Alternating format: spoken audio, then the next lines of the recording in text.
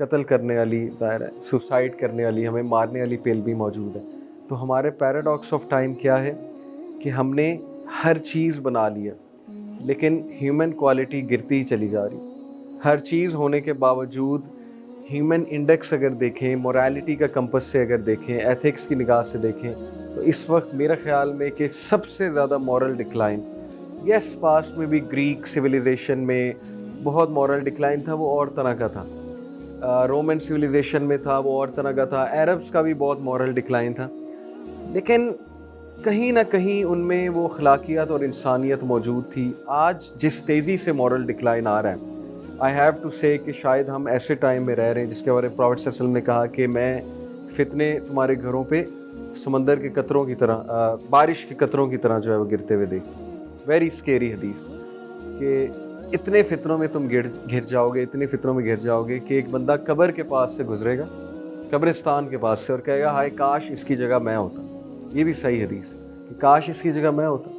Not because of religious reason, ये भी हदीस के अल्फाज हैं, but because of the turmoil of that time. फितना इतना ज़्यादा होगा कि वो उसे कहना पड़ेगा कि काश मैं ही मर जाता। तो ये असल में बात है।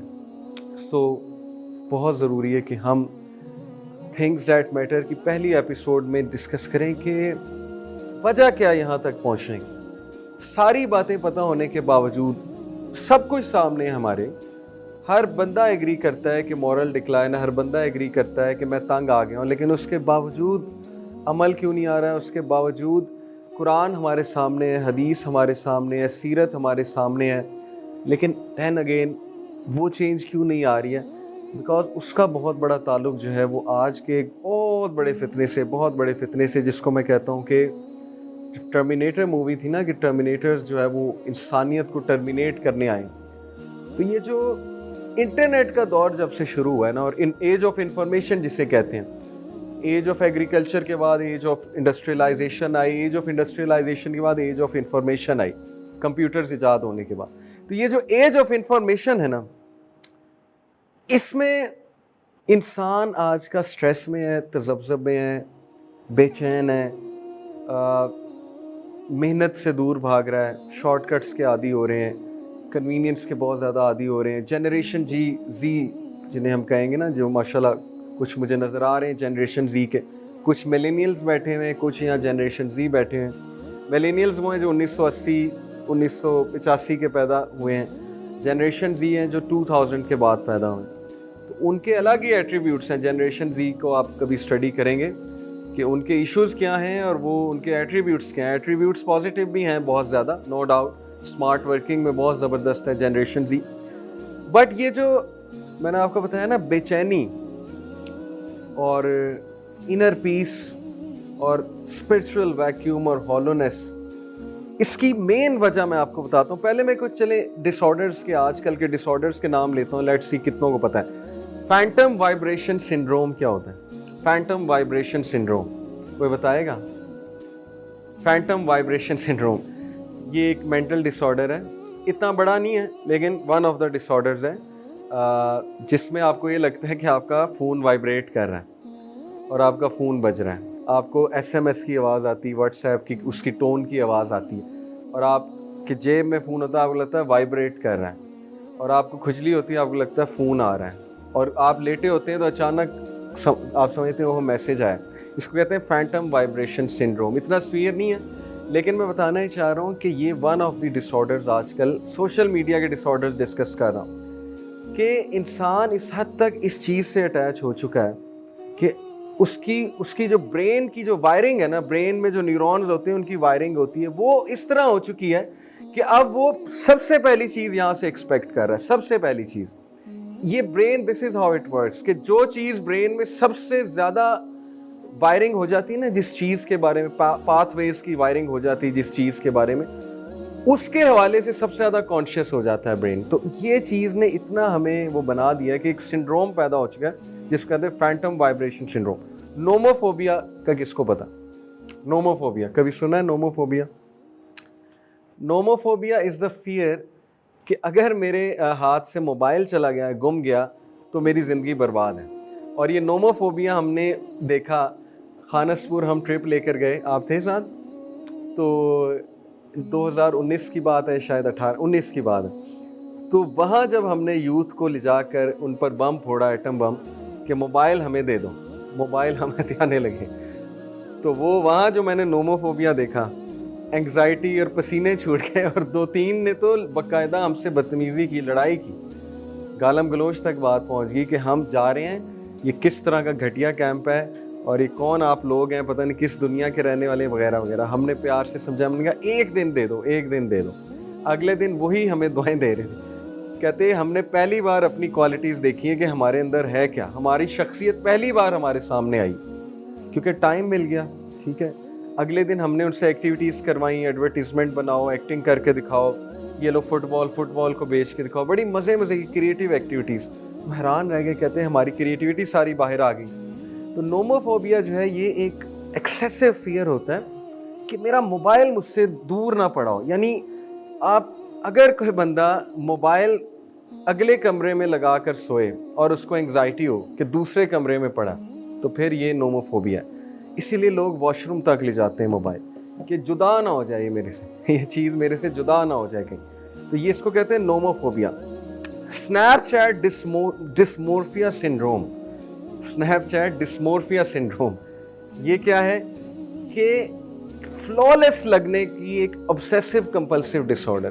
फ्लॉलेस लगना है मैंने, यानी जब तक फिल्टर नहीं होगा ना उसमें, मेरी पिक्चर पे वो फलाना फिल्टर, स्नैपचैट के फिल्टर्स होते हैं आपको पता है, जब तक फलाना फिल्टर नहीं लग जाएगा तो सीन इनकम्प्लीट है, पिक्चर इनकम्प्लीट है। और ये इतना बड़ा सिंड्रोम बन चुका है कि लोग, लड़कियां खाना पीना छोड़ देती हैं, जिसको कहते हैं ना एनेरोसिया नर्वोसा। ये एक डिसऑर्डर है कि बच्चियां, छोटी छोटी बच्चियां, 14-15 साल की बच्चियां, वो खाना खा के उंगली मुंह में मारती हैं और उल्टी कर देती कि खाना तो खा लिया। ये रियल में है, ये डिसऑर्डर ऑस्ट्रेलिया में बहुत ज़्यादा है। अपने फिगर को मेंटेन करने, अपनी स्माइल को, चीक बोन्स को और ये नज़र आनी चाहिए सारी चीज़ें, वो फिल्टर टाइप शक्ल नज़र आनी चाहिए। तो स्नैपचैट डिस्मोर्फिया सिंड्रोम जो है ये हमारी कैसी पर्सनैलिटीज़ बना रहा है। इसमें मैंने एक आर्टिकल पढ़ रहा था कि इससे यूथ में ये वाली चीज़ आ रही है कि परफेक्ट जो है ना वो गुड है और गुड डिस्कार्डेड है। यानी स्टैंडर्ड इस लेवल तक ऊपर जा चुका है हमारा कि हम गुड को डिस्कार्डेड समझ रहे हैं, और जो एवरेज है वो तो वैसे ही फारिग है। एवरेज तो निचला तरीन तबका है ना, हालांकि एवरेज पहले एक्सेप्टेबल था, गुड वाज गुड, चलो अच्छी बात है, परफेक्ट तो अनअचीवेबल था, अब परफेक्ट गुड है, गुड जो है वो डिस्कार्डेड है, और एवरेज तो सवाल ही पैदा नहीं होता है। इस वजह से हर चीज़ नई चाहिए, नई नई चीज़ें। इसीलिए बोरडोम बहुत बड़ा मसला है हमारे। वो कहते हैं बोर बहुत हो रहे हैं। माँ बाप जब पूछे मोबाइल में मिलता क्या, तो कहते हैं बोर हो रहे हैं, मोबाइल ना यूज़ करें तो क्या करें। क्योंकि हमारी रीवायरिंग ब्रेन की ऐसी हो चुकी है, नई चीज़ें देख के कि अब हम कम में खुश नहीं होते। अब हमें परफेक्शन चाहिए, हमें नॉवेल्टी चाहिए, नई चीज़ें चाहिए। और ये सारे जो आपके ऐप्स बनाने वाले, मोबाइल्स बनाने वाले, एडवर्टीजमेंट बनाने वाले जो बैठे हैं, इनको सब पता है आपका। आप जर्नलिज्म अगर आप में से कोई पढ़ता है, मैस कम्युनिकेशन, जाके आर्टिकल्स पढ़ें कि एडवर्टीजमेंट वाले कितना स्टडी करते हैं आप लोगों को, जनरेशन जी को, कि जनरेशन जी का अटेंशन स्पैन है 8 सेकेंड्स और गोल्ड फिश का 9 सेकेंड है। गोल्ड फिश जो है वो मशहूर है कि सबसे ज़्यादा नालायक फिश जो है अटेंशन के हवाले से, वो गोल्ड फिश। तो वो लिखा होता है कि गोल्ड फिश से भी कम ह्यूमन बींग्स का अटेंशन स्पैन हो गया आज के दौर में। अटेंशन स्पैन से क्या मुराद है कि ये जितनी चीज़ें हैं, जैसे कि learning, thinking, analytical ability, metacognition का मतलब है थिंकिंग व्हाट टू थिंक, कि एक बंदा ये सोच रहा है कि मैंने सोचना क्या है, ये हायर लेवल फंक्शन है ब्रेन का, मेटाकॉग्निशन कहते हैं। ये सारी चीज़ें इफेक्ट हो गई हैं इस चीज़ से, क्योंकि 8 सेकेंड का अटेंशन स्पैन, यानी 8 सेकेंड बाद आउट होने के चांसेस हैं। इसलिए जब तक लेक्चर फुल परफेक्शन की उस पर नहीं होगा, जब तक वो कहते हैं ना जहन का जो चस्का है, जहन की जो चरस है, वो फ़लसफ़ा नहीं होगा, वो मज़ा नहीं होगा ना जब तक एक चीज़ में, तब तक अटेंशन से नहीं बैठना। और मॉडर्न स्कूलिंग सिस्टम, जो मॉडर्न कह रहे हैं, जो पुराना स्कूलिंग सिस्टम है वो फेल हो रहा है इसीलिए, क्योंकि आपके 3-4 क्लास के बच्चे बैठते ही नहीं क्लास में। बेचारों को, किसी को ये स्नैपचैट डिस्मोर्फिया सिंड्रोम है, किसी को जो है वो उसकी उंगलियां चल रही हैं, नोमोफोबिया है, किसी को फैंटम वाइब्रेशन सिंड्रोम है, तो बेचैनी है उनमें बहुत ज़्यादा। लेकिन मैं ये बता दूं, डिस्करेज नहीं होना कि फ़ायदे और आप लोग के एट्रीब्यूट्स अपनी जगह हैं। ये सिर्फ मैं इसलिए बता रहा हूँ कि जो खामियां हैं वो हमने दूर करनी है, बाकी खूबियाँ तो माशाल्लाह बहुत हैं। ये जो एटीट्यूड पैदा हो गया ना कि नई नई चीज़ चाहिए, नई नई चीज़ चाहिए, पुरानी चीज़ से बोर हो जाना, फ़ौरन कोई नई चीज़ चाहना, इसीलिए डिवोर्सेस भी हो रही, मैं आपको बता रहा हूँ।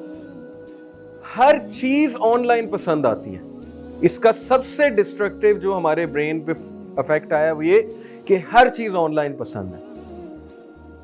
अफेयर क्यों चलते हैं? क्योंकि वो ऑनलाइन होते हैं। जैसे ही औरत घर में आ जाती है, जिम्मेदारी आ जाती है, तो सारा मज़ा किरकिरा हो जाता है, क्योंकि वो हमारे ब्रेन की वायरिंग के खिलाफ बात है। जब तक ऑनलाइन थे, दूर बैठ के बात होती थी, इमोटिकॉन्स होते थे, हंसी मजाक होता था, पिक्चर्स शेयर होती थी, वो ब्रेन के साथ जो है वो सेट हो रहा है। लेकिन जैसे रियल लाइफ सिचुएशन आई है तो वो मज़ा ही किरकिरा। इसलिए अफेयर्स के ऑनलाइन मज़ा आता है, वैसे नहीं मज़ा आता है। तो रियल लाइफ से हम इतना दूर जा रहे हैं कि हर चीज़ ऑनलाइन चाहिए, हर चीज़ ऑनलाइन चाहिए। ये किस लिए है? ये सारी जो हम ऐप्स को हमने हवा बना लिया, यूज़ पे यूज़ कर रहे हैं। हमने क्या समझा था इसका कोई इफेक्ट नहीं होगा ब्रेन पे। क्यों नहीं होगा? जब गंदे खाने का इफेक्ट होता है, गंदे पानी का इफेक्ट स्टमक पे होता है, तो इन चीज़ों का इफेक्ट हमारे केमिकल्स पे होना ही होना है, डेफिनेटली होना है। सो नेक्स्ट है SMAD, SMAD, social media anxiety disorder, जो चिल्ड्रन में बहुत ज़्यादा, चिल्ड्रन एजेड 10 to 13 to 14 में बहुत ज़्यादा है SMAD। और ये क्या है? सोशल मीडिया एंजाइटी डिसऑर्डर कि अगर मैंने कोई पोस्ट ना डाली, या अगर मेरे लाइक्स ना आए, या अगर मैंने डेली सोशल मीडिया चेक ना किया, तो फिर मैं पीछे रह जाने वाला हूँ से। और इसी से रिलेटेड फोमो है, fear of missing out. FOMO भी एक डिसऑर्डर बन चुका है। फियर ऑफ मिसिंग आउट ये कि जब तक मैंने कोई पोस्ट ना डाली मैं मिस आउट कर रहा हूँ। एक है कि चलो डाल दी, वो एक अलग बात है कि आप कहीं जा रहे हैं, आपने पोस्ट डाल दी। एक है कि इसलिए डाली है कि फियर है कि अगर मैंने नहीं डाली तो आज का दिन ख़राब गुजरेगा मेरा, आज का दिन गया फिर मेरा। तो ये आपका क्या ख्याल है, डिसऑर्डर्स कैसी पर्सनैलिटी बनाएंगे? बेचैन पर्सनैलिटी। अभी एक आर्टिकल मैं देख रहा था रिसर्च के दौरान कि गोरों ने तस्वीरें लेना छोड़ दी हैं जब वो ट्रिप्स पे जाते हैं। बहुत से गोरों ने इसके कायल हो चुके हैं वो कि ट्रिप्स पे तस्वीरें नहीं लेनी हैं, क्योंकि मेमोरीज उनके नज़दीक बनती हैं बग़ैर तस्वीरों के। हमारा उल्टा हिसाब है कि मेमोरी बना रहे हैं, याद कैसे रहेगा भाई? भूल जाएगा, तस्वीरें लेने से तो भूल जाएगा, तो डिस्कार्ड पड़ी रहेंगी तस्वीरें, और आपका ब्रेन जो है उसमें नई इंफॉर्मेशन प्रोसेस हो जाएगी, क्योंकि डेली आप ब्रेन को कुछ नया दे रहे हैं प्रोसेस करने के लिए। खाने की तस्वीर ले रहे हैं, एक जगह की तस्वीर ले रहे हैं, लेने में कोई हर्ज नहीं। मैंने जैसा कहा कुछ लोग चलो मेमोरी के लिए लेते हैं, लेकिन वो तो इस हद तक कायल हो चुके हैं कि जब किसी ट्रिप पे जाना है तस्वीर कोई नहीं लेनी है। अब हम तस्वीरों पे तस्वीरें ले रहे हैं। मैंने खुद ये विटनेस किया कि हम यूथ को ले जाते हैं ट्रिप्स पे, कश्मीर जैसे इलाके में हम ट्रिप पे लेकर गए, कश्मीर जैसा इलाका। इससे ज़्यादा बदबख्ती क्या होगी, थोड़ा हार्श वर्ड है, कि कश्मीर जैसे इलाके में जाके भी कैंडी क्रश खेल रहे हैं, और कश्मीर जैसे इलाके में भी जाके वो क्रिकेट की वो जो है वो गेम खेल रहे हैं मोबाइल फ़ोन पे। सारा रास्ता हम बस में हम हाथ जोड़ते रहे, बाहर देख लो, बाहर देख लो, लेकिन ये कैंडी क्रश वो पसंद है। और फिर आबशार पे जाके तस्वीरों पे तस्वीरें, इंजॉय नहीं करना, वो उसको पानी को हाथ नहीं लगाना, तस्वीरों पे तस्वीरें, तस्वीरों पे तस्वीरें। तो ये डिसऑर्डर है, इसको SMAD कहते हैं, और इसको जो है वो फोमो कहते हैं, फियर ऑफ मिसिंग आउट। ठीक है, तो इससे हमारी पर्सनैलिटीज़ में बहुत फ्लॉज आ रहे हैं।